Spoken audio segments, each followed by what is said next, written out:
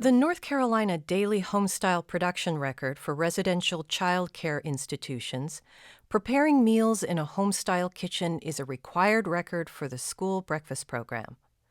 The information is to be recorded daily and kept in the school's food preparation and service area. The production record is a management tool that will provide information for planning, producing, and serving daily school meals. It is a required document used to determine nutritional adequacy, assess food safety practices, and support the claim for reimbursable meals. All completed production records are to be kept on file for 3 years, plus the current school year. All forms other than the DPI prototype production record must be approved in writing by the state agency prior to use. The form must be completed thoroughly and accurately daily to support the student meal reimbursement claim. It is recommended that Sections 1, which covers menu items and target temperatures, and Sections 3, 6, 7, 8, 9A, 9B be completed at least 1 to 2 weeks ahead of the day of actual meal service to allow the production record to be used as a tool for ordering and purchasing food. Other sections must be completed on the day of meal service. Now let's look at each section in more detail and learn how to complete the daily production record for breakfast. Under the menu section, enter the menu planned for the day. List any additions to the menu or substitutions from the planned menu. The following information needs to be completed only for menu items that are time and temperature controlled for safety or TCS foods. See the menu summary information in HACCP Section 1-1, Menus and Recipes. Temperatures are only recorded for the first pan or batch of each menu item. The temperature of all remaining pans will be checked for doneness, or the temperature will be checked before the item is removed from the refrigerator, but not recorded on the production record. Be sure employees are using a properly calibrated thermometer. Cook target temperature. Record the safe cooking or preparation temperatures for each TCS menu item. See HACCP Section 2-5, Safe Food Handling Procedures. Time first pan removed. Record the time that the first pan of TCS food was removed from the oven, or in the case of cold food, when preparation was completed. Food temperature once cooked or prepared. Check the actual food temperature with a properly calibrated thermometer. If the food does not meet the cook target temperature, continue cooking until it does. Do not record this temperature because the corrective action is to continue to cook the item to the proper temperature before service. Do not serve the food until it is safe to eat. In summary, the temperatures recorded in this column should be the end cooking temperatures for menu items that have reached the cook target temperature, or the temperature of cold foods when preparation is completed. If the temperature is not at 41 degrees or below for a TCS cold food, chill the food to this temperature within 2 hours in order to serve it safely.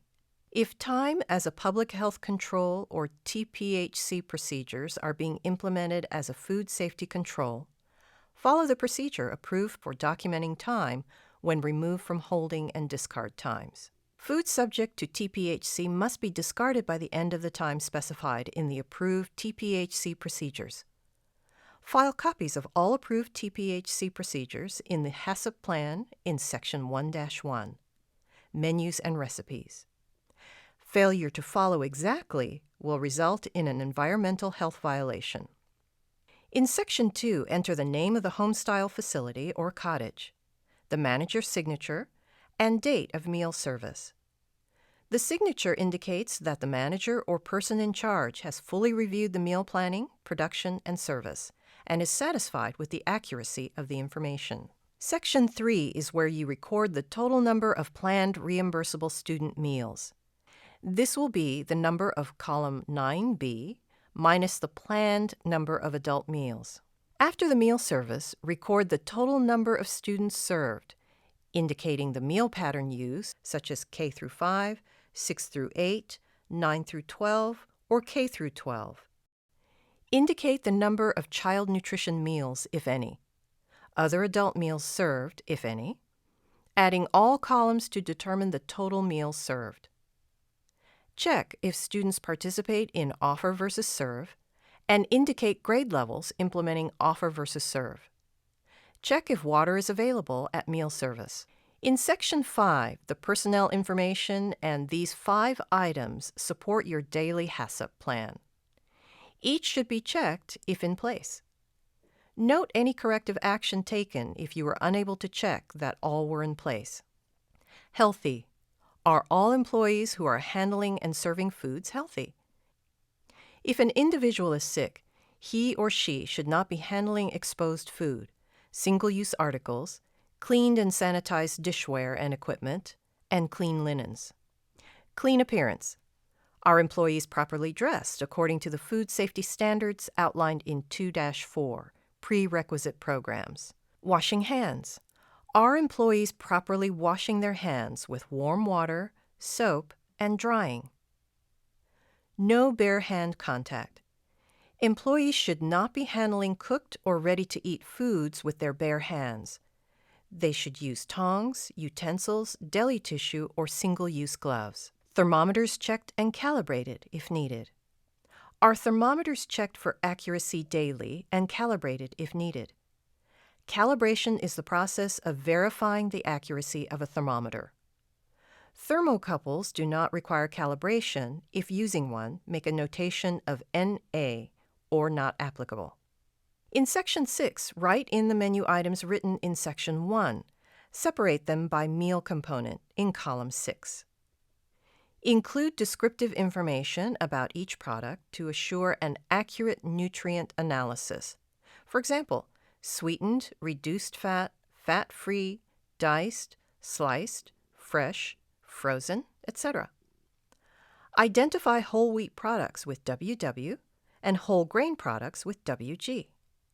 Please note that fruit and vegetables are now separate components and need to be documented individually on the production record. Meal components are different for breakfast and for lunch, requiring the use of different production records for each meal.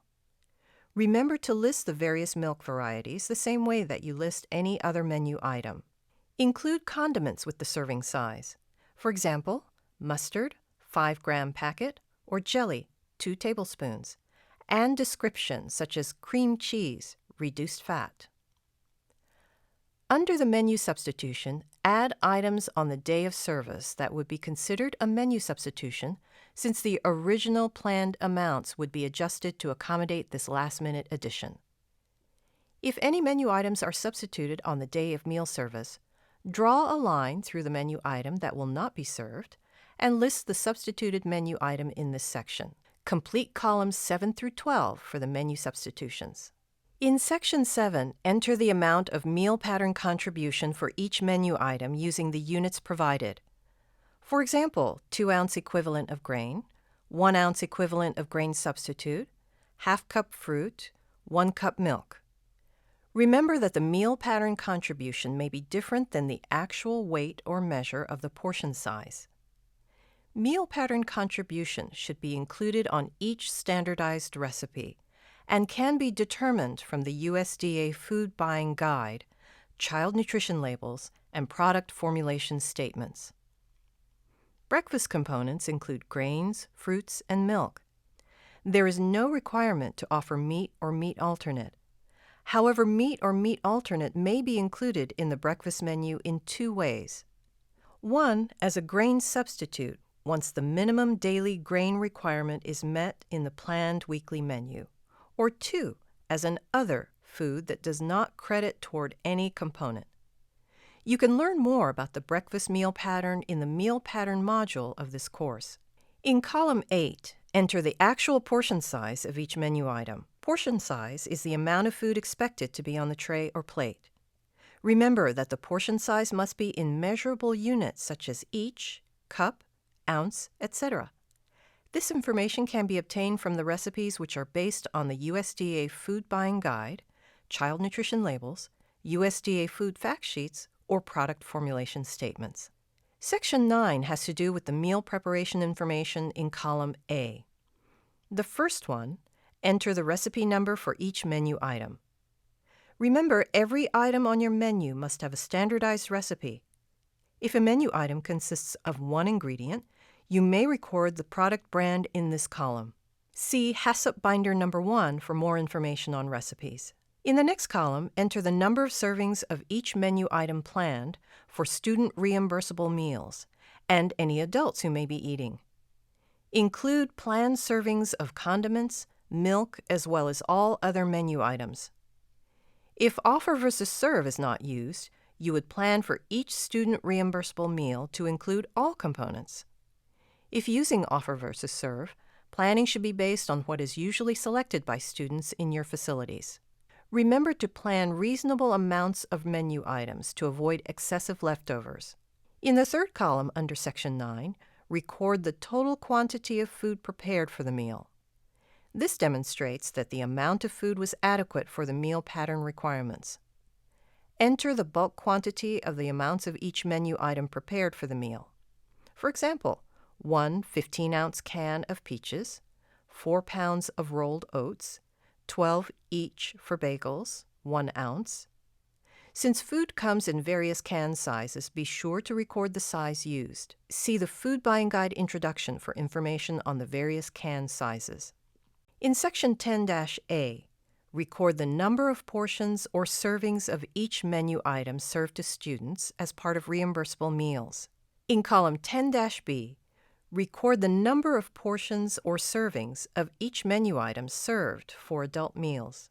In column 11-A, enter actual number of portions of each menu or food item left after all meals have been served, regardless of saving or discarding the food. For column 11-B at the end of meal service, record in this column either 1. The time meal service ends if all food items are to be discarded, or 2. The temperature of each TCS menu item prior to discarding the food. If any menu items, such as cartons of milk, are routinely saved for reservice, the temperature of the food must be recorded in column 11-B at the end of the meal.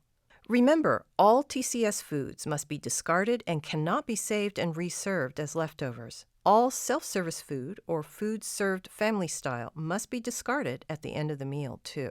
Under the next column, write in special directions, food preparation and serving notes, comments, recipe information, or other information relative to the menu production for the day's menu or notes for another day.